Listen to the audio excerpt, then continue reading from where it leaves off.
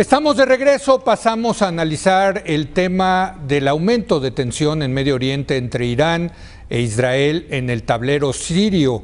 Las acusaciones y advertencias mutuas de los últimos meses entre Israel y el eje formado por Irán, Siria y el grupo chiita de Hezbollah se tradujeron el sábado en ataques y represalias en un incidente con eventos sin precedentes en las últimas décadas.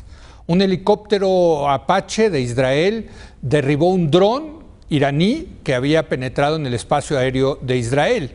En respuesta, varios cazas de combate israelí atacaron la instalación militar iraní en la zona de Tadmor, de la que salió el aparato no tripulado. Las defensas antiaéreas del ejército sirio se activaron disparando al menos 25 misiles contra los cazas y un F-16 que participó en el ataque fue derribado en territorio israelí. Los dos pilotos israelíes abandonaron el caza antes de estrellarse. En respuesta, llegó una ofensiva aérea de Israel contra blancos militares iraníes y sirios en el país vecino, mientras en las poblaciones del norte israelí se activaban las alarmas antiaéreas. El ejército israelí acusó a Irán de arrastrar a la zona a una aventura que no sabe cómo acabará con la supuesta grave violación iraní de la soberanía de Israel. Y para profundizar de este tema se encuentra con nosotros nuestro experto en temas internacionales, Mauricio Meshulam. Mauricio, ¿cómo estás? Muy buenas noches. Muchas gracias por la invitación, Leo. Bueno, tú siempre que vienes a hablar de Israel hablas de Gaza y siempre ya dijimos que cada tanto va a haber guerra en Gaza, pero aquí esto es diferente, esto es completamente diferente porque estamos hablando del norte de Israel y de la relación de Israel con Siria e Irán, ¿no? Así es, mira, creo que podríamos empezar por lo siguiente. Para Israel, la amenaza a la seguridad nacional más importante desde hace muchos años es Irán. No es Gaza, ni es ISIS, ni algún otro tema. Es Irán porque lo que observa Israel es que Irán se viene fortaleciendo, su eje se viene fortaleciendo a raíz del desenlace de la guerra siria.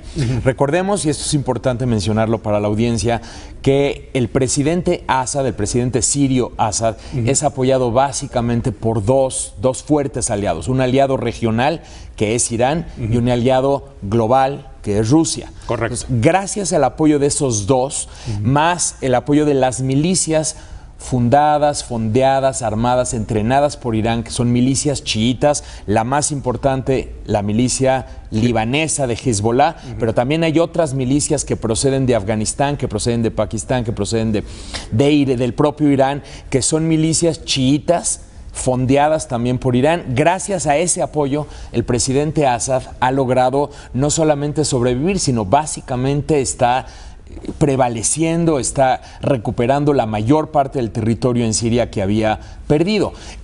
La guerra en Siria sigue, Mauricio. La guerra en Siria continúa y pero va ganando Assad. Pero va ganando y va ganando considerablemente. Entonces es importante mencionar que lo que observa Israel es que Irán se viene posicionando en Siria. Entonces el eje Irán, Siria, Hezbollah es un eje que permanece con fuerza, permite el abasto de armamento desde Teherán, pasando por Irak, por Siria, hacia el Líbano, por Hezbollah. Y entonces lo que Israel, en una absoluta acto de realismo político, lo que hace Israel es que empieza a bombardear Siria cada vez que se da cuenta que está llegando armamento a Hezbollah procedente de Siria y procedente de Irán. Algo que ya había hecho Israel o hace consistentemente Israel con Líbano. O sea, en territorio libanés, cuando ve que Hezbollah se mete a territorio libanés. De hecho, hace unos años hasta invadió el territorio libanés, ¿no? Es correcto, porque Israel ha tenido guerras con Hezbollah y considera a Hezbollah una de sus mayores amenazas.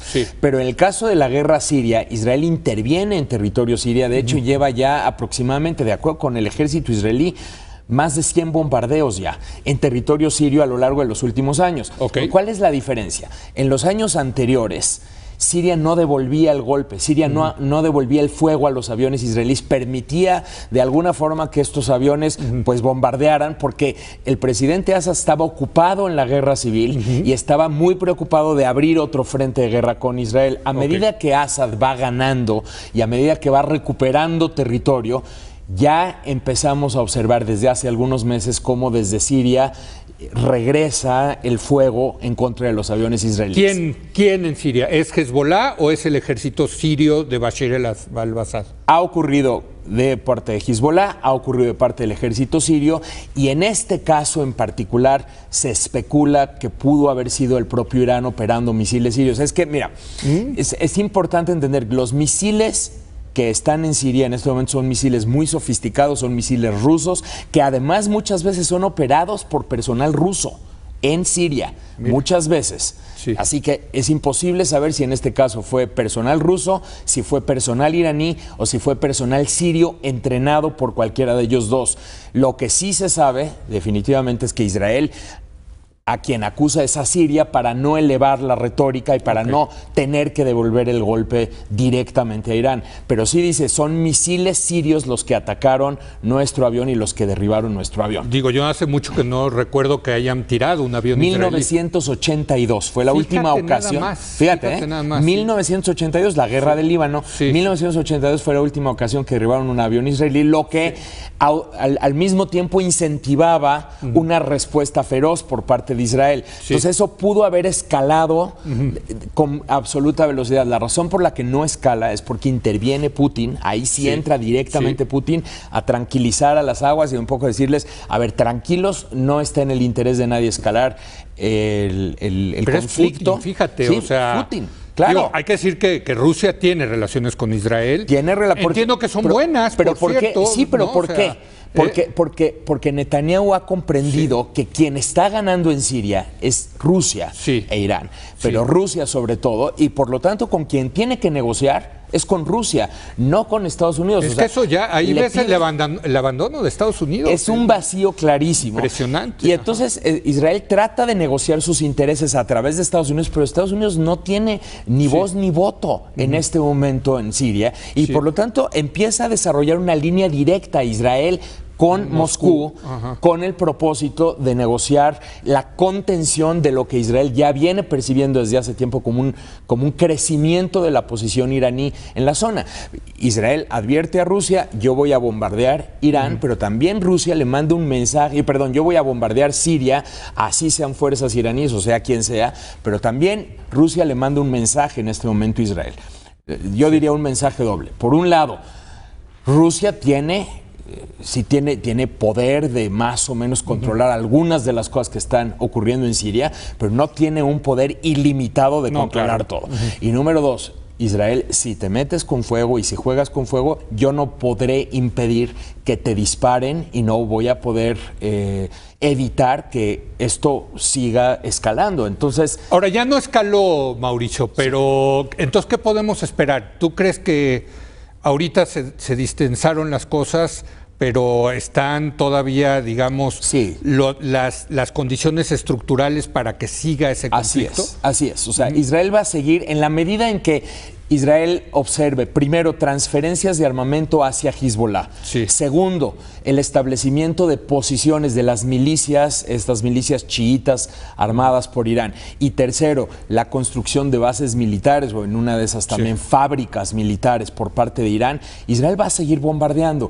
Y entonces lo que ya sabemos es que Siria, o el eje Irán-Siria, van a devolver el fuego a los aviones israelíes. Y además lo están devolviendo con misiles muy sofisticados, con fuerza, misiles de precisión, que pueden hacer que estos incidentes como el que vimos el fin de semana incentiven que Israel regrese nuevamente el fuego, y esto genere espirales de violencia que pueden involucrar ya también a Hezbollah desde el Líbano y misiles en contra de ciudades israelíes. O sea, esto es viable, y por lo tanto aquí tendría que haber una intervención más importante, déjame plantearlo así, una intervención más importante por parte de las superpotencias, por parte de Rusia, por parte de Estados Unidos, intentando tranquilizar a los distintos actores, y no te digo Naciones Unidas, porque finalmente en el caso de Naciones Unidas pues están sentados Rusia y Estados Unidos y se bloquean mutuamente el uno al otro. Bueno, y ya no hablamos de lo que está pasando en el sur. Por cierto, un artículo muy interesante en el New York Times donde se revela que Egipto le pidió a Israel que bombardeara a milicianos. También alrededor de 100 bombardeos de Israel contra ISIS en Egipto. Contra ISIS en Egipto, pero con aviones que no iban identificados como de Israel. Claro, ¿no? Claro, pero también se ve la cooperación entre Israel y países árabes como Egipto o Israel con Arabia Saudita justamente en torno a un eje sunita que se está formando en contra de Irán. Bueno, oye, ven la semana que entra a hablar de lo que está pasando en Corea. Pues sí. Para tener cosas de qué alegrarnos, ¿no? Porque sí es impresionante lo que está pasando, ¿no? En la península de Corea. Híjole, también hay... No. Mira, sí, hay dos grandes teorías. Si es realmente una un inicio de un diálogo tendiente a la paz, o si realmente lo que estamos viendo es como Kim Jong-un gana tiempo para seguir continuando con su proyecto nuclear. Lo platicamos. Bueno, lo platicamos. Gracias, Mauricio. Gracias, Leo. Mauricio Mechulam, gracias a usted. Muy buenas noches.